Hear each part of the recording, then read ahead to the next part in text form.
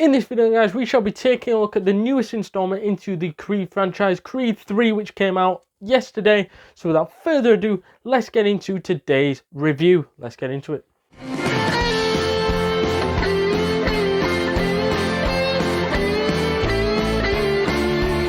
So I thought then that this movie was okay and was a good addition to the Creed franchise.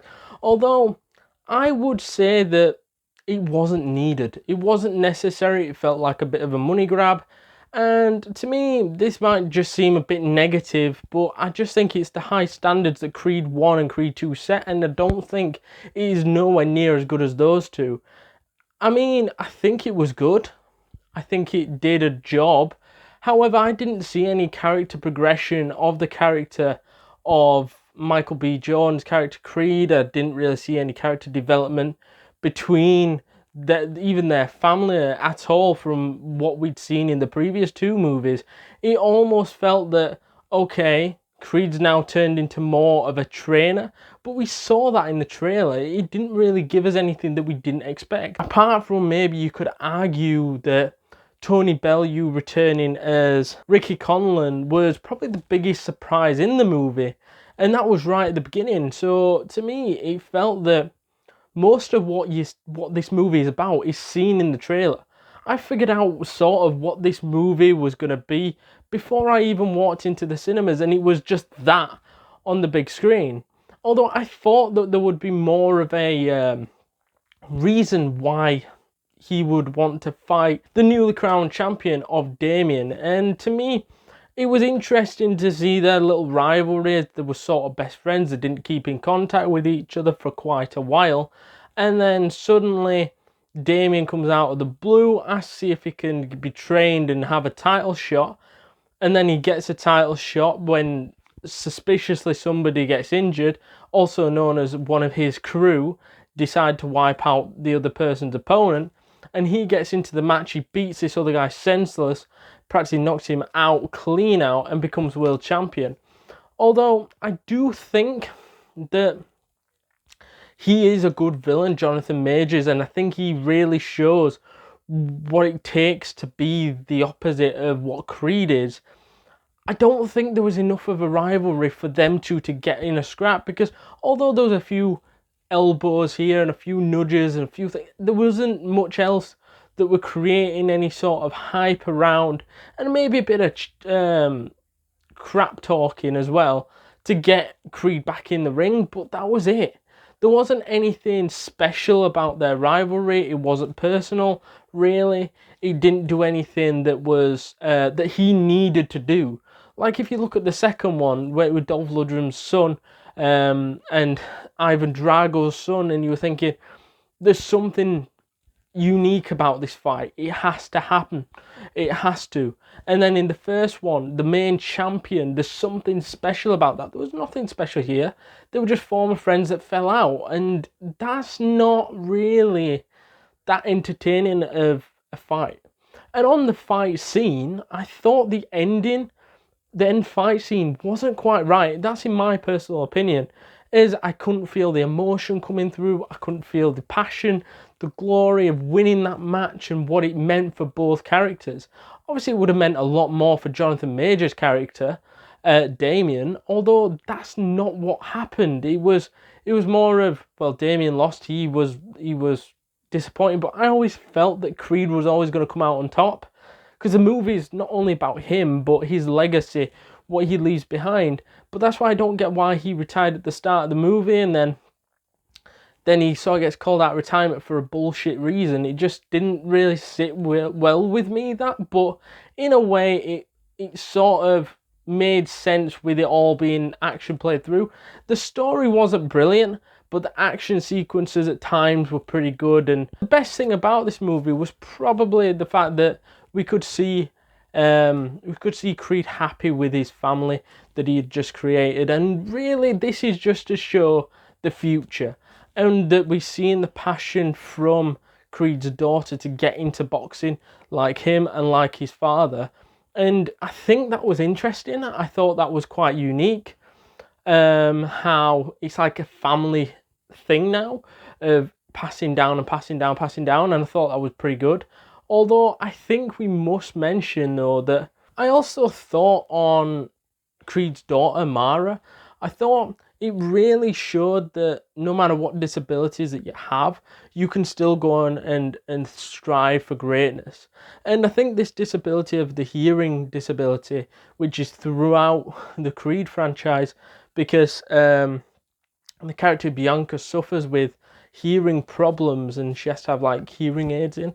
And I think it was great how they represented this throughout the franchise, not only this movie, but it also showed us what sort of disabilities she had and that they had to use sign language to communicate with each other.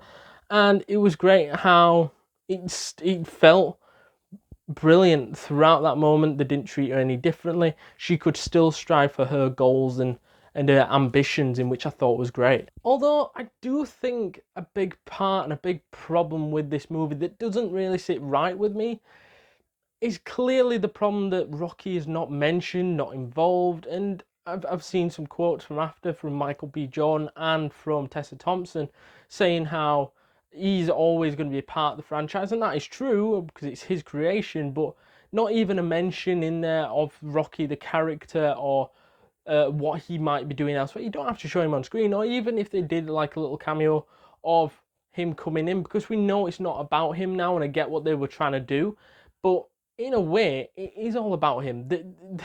Creed wouldn't exist without Rocky, and if you're not going to kill the character off, why has he suddenly just disappeared?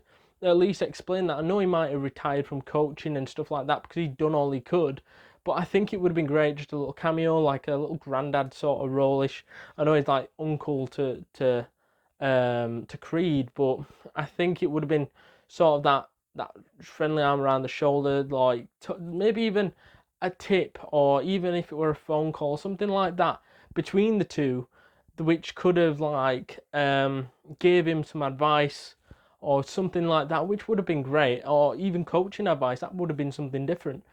Although I think as a whole it just missed that backbone that we've seen all the way out through the Rocky franchise and the Creed franchise, and for this not to have him in was a bit disappointing, I must admit. However, I don't really want to dig this movie out. However, the death of Mary Ann did feel slightly underwhelming, as I didn't feel the emotion coming from the characters to strive on either to win the fight. It weren't really about that. It was more about this friendship that had exploded into almost like a war, which hadn't really been explained how it just went boosh, it's all out there and now we've got to rein it back in again. It didn't really, put it this way, I think this movie cut a lot of corners, whereas in Creed 1 and Creed 2 it was showing you all the detail, what was happening, the emotions of the characters, how things were going. And this just sort of went, oh, Marianne's had a stroke, okay, she's sort of, we need to keep care of her and everything like that. But then suddenly, after one of the fights, or in between one of the fights, then she has another stroke and then passes.